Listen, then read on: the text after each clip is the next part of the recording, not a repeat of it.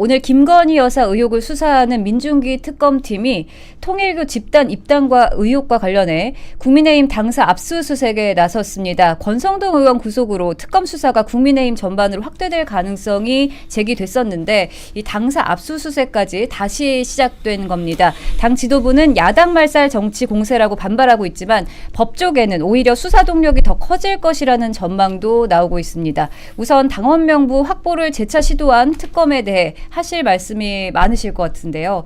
야권이 해체될 위기에 있다고 평가하는 분들도 있습니다. 어떻게 좀 보시나요? 잠시만요. 제가 제가 원래 이 PC를 잘 안 들고 오는데 이거 좀 말씀을 드리려고 들고 왔습니다.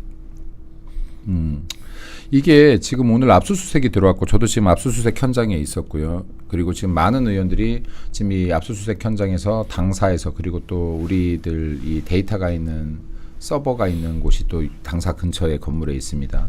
두 쪽으로 나눠서 지금 의원들이 배치돼서 특검과 좀 대치를 하고 있었는데 이게 지금 압수수색 자체가 좀 근본적으로 잘못됐다. 이 정보 자체가. 예를 들어서 지금 이 특검에서 주장하고 있는 것은 2022년 11월 17일에 특정 종교의 입당을 도와줄 것을 서로 이야기했다는 거예요. 이게 2022년 11월 17일입니다. 그래서 이때부터 입당 작업이 이루어져서 이 입당을 시킨 이유가 뭐냐면 그 다음에 있는 전당대회에서 지금 권성동 의원이나 김기현 대표를 찍으라고 입당을 시켰다는 거예요. 그러니까 선거에 영향을 미치기 위해서 지금 특정 종교의 사람들이 가입을 했다는 겁니다. 자, 이게 지금 이들의 주장이에요. 2022년 11월 17일 기준.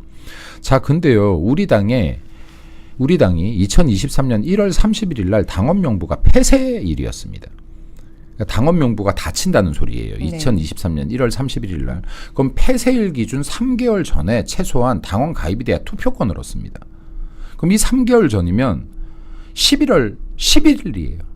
11월 10일. 네. 자, 11월 10일 날은 당비를 냈어야 투표권이 있는데 아까 이들의 주장은 11월 17일 이후예요. 자, 그럼 이 말은 뭐냐면 지금 애초에 논리가 안 맞는 겁니다. 지금 11월 17일 이후에 설령 당원 가입이 됐다라고 해도 투표권이 없는데 이게 어떻게 행사가 됩니까? 어떻게 선거에 영향을 미칠 수가 있습니까?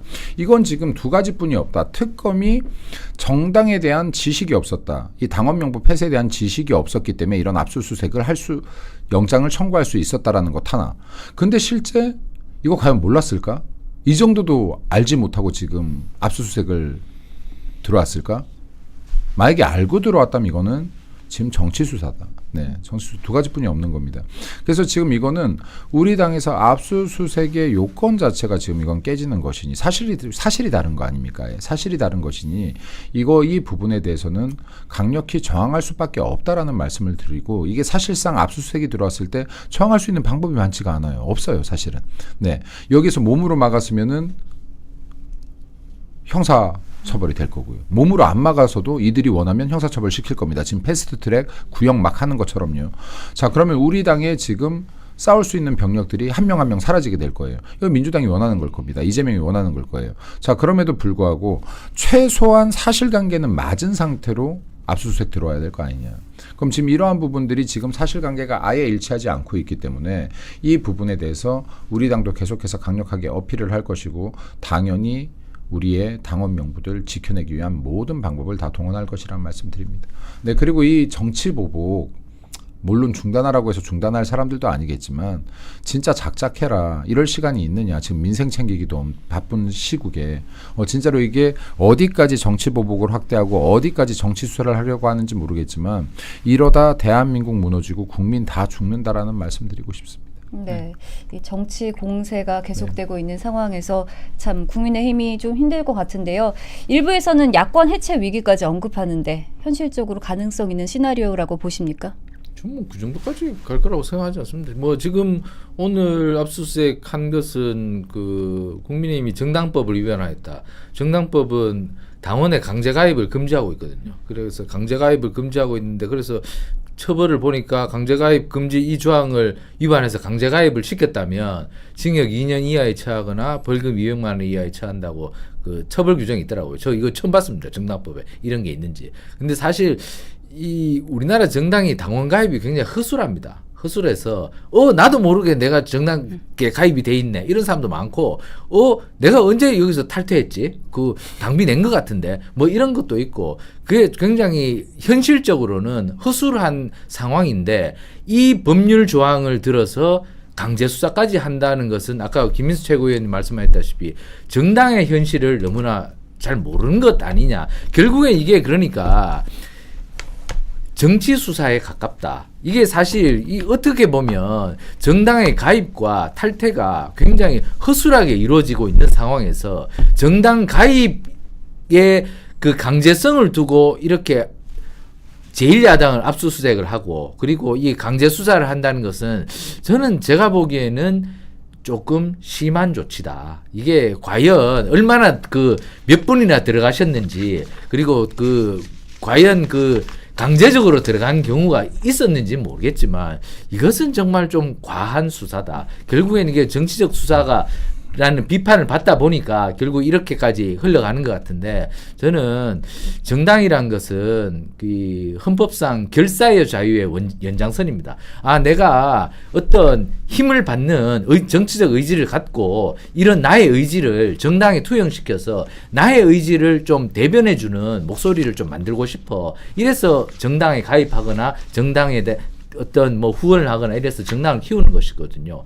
그러니까 폭넓게 정당의 자율성을 대부분 인정해 주는 것이 헌법상의 원칙인데 뭐 정당 가입에 강제 가입 금지를 하였다고 해서 이렇게까지 한다는 것은 조금 이 현실과 어긋나고 그리고 정당 행위의 자율성 그리고 결사의 자유라는 측면에서 봤을 때 이런 이 보호적 법익과 그 헌법적 이익을 이렇게 상호 그 판단을 해보면 이것 가지고 이렇게까지 압수수색을 해야 되느냐 이것이 이런 생각을 저는 갖고 저는 정당의 자율성에 대해서 조금 심도 있게 인정을 해주는 것이 선진국의 추세이고 그리고 이것 가지고 정말 강제 수사를 한다는 것은 이것이 김건희 특검이 이번 사안에 대해서 정치적 수사의 편향성을 좀 더 높였다는 것을 보여주는 방증밖에 되지 않겠느냐. 저는 이렇게 좀 우려스럽다는 시각을 보냅니다. 저 또 하나만 더 말씀드릴게요. 이게 네. 아까 보시면 시간 있나요?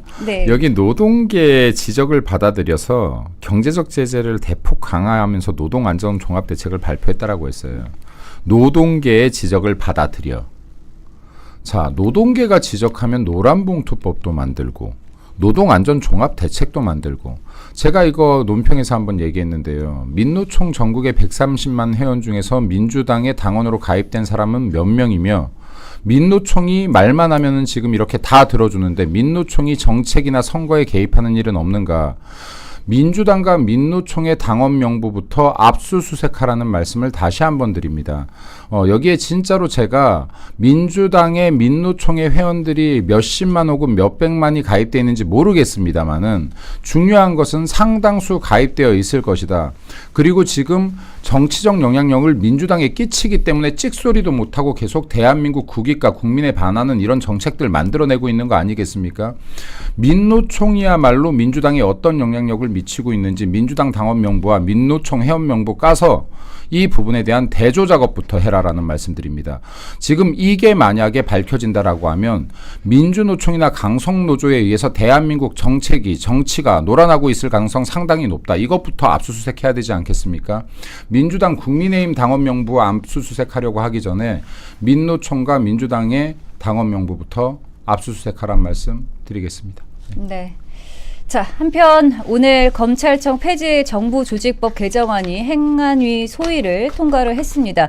국민의힘 의원들은 표결에 불참했는데요. 지난번 법사위에서도 비슷한 불참 사례가 있었습니다. 보수층에서는 또 불참만으로는 법안 통과를 막기 어렵다면서 다른 더 실질적인 대응이 필요하다는 주장도 있는데요. 그래서 이번 일요일 날 보수의 심장이라 불리는 대구 가서 동대구역에서 대규모 집회를 합니다. 그렇기 때문에 그런 곳에서 우리 뭐 김민수 최고위원도 한 말씀 하실지는 모르겠지만 국민들에게 여론을 심어줄 수 있는 강력한 메시지를 전달한다면 국민들께서 이 검찰청 폐지법이 여론의 수기도 없이 그리고 심도 있는 논의도 없이 일어난 졸속이법으로서 이렇게 된다면 결국에는 범죄자 풀어주기, 범죄자 청구법이 될 수 있다는 이런 메시지를 국민들에게 잘 알려줘서 지금 국민들이 여러 가지 고통을 많이 받습니다. 사기꾼, 보이스피싱 뭐 이런 것들 때문에 그런 사람들 제대로 잡아가지 않고 있기 때문인데 이렇게 되면 검찰이 보안 수사권 전부 다 뺏겨서 보안 수사가 이루어지지 않고 경찰이 1차 수사로 모든 것이 끝나버린다면 공소유지도 되지 않고 그럼 재판에서 전부 무죄 받고 범죄자들 다 풀려 나오면 국민들은 도대체 어떻게 살라는 말인지 저는 이것이 참 궁금한데 어쨌든 국민의힘이 이번 법안을 국회에서 막지는 못하더라도 이런 국민들에게 직접적 피해가 가는 법안들에 대해서는 장외투쟁을 통해서라도 국민들에게 이 법 만들면 국민들이 결국에는 큰 피해 본다 이런 메시지를 잘 다듬어서 여론을 잘 형성하여서 국민들이 정부 여당에 대해서 회초리를 들 수 있도록 뭐 집회를 하든 어떤 방식을 쓰든 여론을 잘 움직여서 그러한 피해가 발생하지 않도록 제1야당의 역할을 좀 해주시기 바랍니다. 네, 말씀하셨듯이 국민의힘이 6년 만에 장외투쟁을 예고했습니다. 21일 대구 집회 검토 중인 걸로 알고 있는데요. 최고위원이시니까 장외투쟁에 대한 이야기 해주십시오. 계속 최고위원이 제가 당선되기 전부터 한참 전부터 장애로 나가서 싸워야 된다는 것을 주장했는데 이제 진짜로 장애투쟁이 시작됩니다. 이 부분은 지금 당에서도 장애투쟁이 아니면은 답이 없다라는 결론으로 모아지고 있다라고 보는 것이 맞을 것이고 지금 보수의 심장이라고 하는 대구에서 시작해서 전국 단위로 확산이 될 것이고 그리고 서울로 올라오게 될 것이다. 앞으로 장애투쟁이 더 강화되고 확장될 것이라는 말씀을 좀 드리고 싶습니다. 그리고 장애투쟁을 통해서 오히려 이 보수의 결집뿐만이 아니라 이게 뭐 정치적 부담 그러니까 약간 극단적으로 가는 것이 아니냐라는 부담이 있지 않겠느냐라는 얘기들이 굉장히 많더라고요. 이 부분에 대해서 제가 이 말씀으로 좀 정리를 드리고 싶은데 미국 보수주의의 아버지 베리 골드워터가 이런 말을 했습니다. 자유를 지키기 위한 극단주의는 악이 아니고 정의를 지키기 위한 온건은 덕이 아니라고 했습니다. 지금 이미 민주당이나 이재명의 행포가 이 대한민국의 자유를 훼손하고 있고 민주주의를 훼손하고 있고 법치주의를 훼손하고 있습니다. 대한민국의 체제를 훼손하고 있습니다. 대한민국에서 자유를 지키기 위해서는 더 이상 온건함으로는 대항할 수가 없다라고 생각합니다. 민주당이나 이재명 정권은 정말로 이게 극단적인 저항을 보고 싶지 않다라고 하면 대한민국의 체제를 흔드는 일을 그만하라 멈추라는 말씀 좀 드리고 싶습니다. 네.